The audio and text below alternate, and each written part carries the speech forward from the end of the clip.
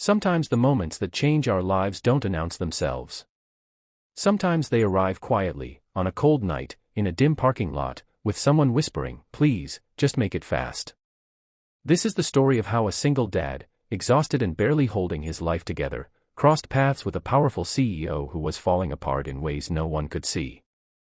And how one small act of kindness changed both their lives forever.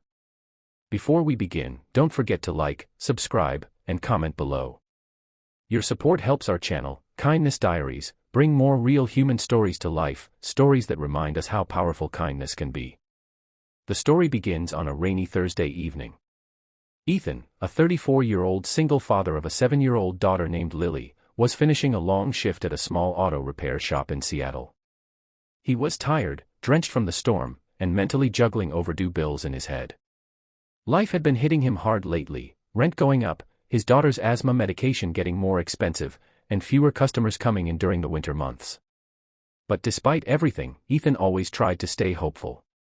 He believed that kindness, something his late wife used to preach, was the one thing no circumstance could take away from a person. He locked the shop, walked toward his old pickup truck, and was getting ready to leave when a sleek black SUV swerved into the parking lot. The headlights cut through the rain, and the car stopped abruptly, as if the driver had no time to spare. Then the door opened. A woman stepped out, drenched, shivering, and visibly shaken. She wore a tailored business suit, now soaked through from the storm. Her hair, normally styled with precision, was sticking to her face. "Please," she said, her voice trembling. "Please just make it fast. I don't feel safe driving it anymore." Ethan noticed her hands trembling. Not from the cold, this was something deeper. Panic. Stress. Something heavy. The woman hesitated, looking around the empty lot as if afraid of being watched. "I just need the tire checked. I heard something, a noise. I can't deal with another thing tonight. Please." Ethan recognized that tone. Not the words, just the weight behind them. It was the sound of someone hanging on by a thread. He didn't know who she was. He didn't know she was Marissa Cole, CEO of Coltech, a multi-million-dollar company. He didn't know she was dealing with a board trying to push her out, a divorce she never wanted, and a loneliness that money couldn't fix. He just saw a human being struggling.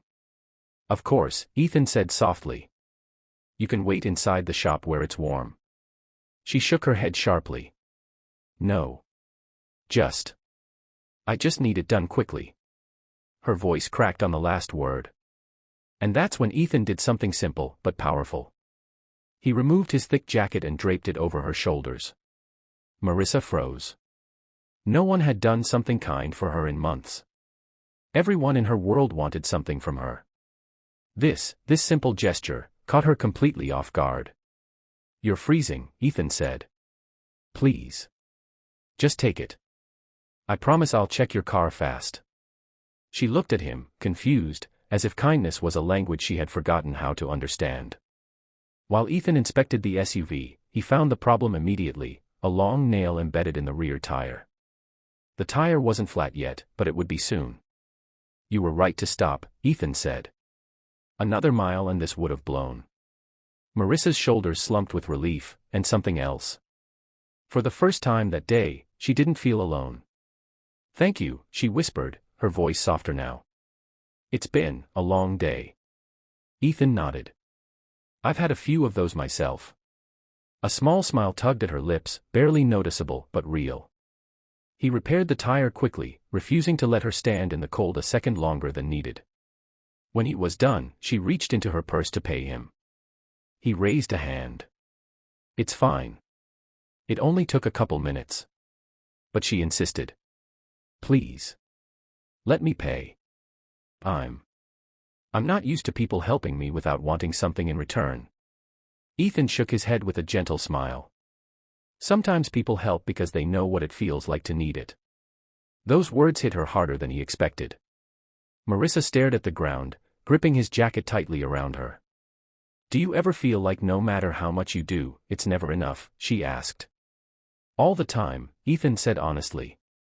For a moment, they stood in silence, two strangers connected by exhaustion, responsibility, and invisible battles. Thank you, she said again, her voice steadier now. You didn't just fix my tire. She didn't explain the rest. She didn't have to. As she handed his jacket back, she paused. What's your name? Ethan. I'd like to repay your kindness someday. He shrugged. Just pass it on to someone who needs it. That's enough. But it wasn't enough for her. Because 2 weeks later, Ethan received a letter at his shop. A formal letter. From Coltech Corporation. Inside was a job offer. A real one. A stable one. With benefits that covered Lily's medication. Attached was a small handwritten note. Sometimes kindness finds us in the dark. Thank you for lighting a moment when I couldn't see my way forward. Marissa. Ethan stood in his tiny shop with the letter trembling in his hands. His life, his daughter's life, was about to change. Not because he asked for anything. Not because he tried to impress anyone. But because he chose kindness in a moment when someone desperately needed it. And true to his promise, Marissa didn't repay him. She simply continued the kindness he had shown her. She donated to shelters. She funded medical programs for single parents. She began seeing the people around her again, not as positions or responsibilities, but as humans. All because a tired mechanic took off his jacket on a cold night. And that is how kindness works. It starts small. It starts simple. And then it grows, quietly, into something life-changing. If you ever feel like your small kindness won't matter, remember this. You never know whose life you are warming when you offer your jacket. You never know whose heart you are repairing when you fix something simple. And you never know how far your kindness might travel. So today, be that one warm moment in someone else's storm. Because kindness, real kindness, never ends with you. Thank you for watching, and don't forget to spread a little kindness wherever you go.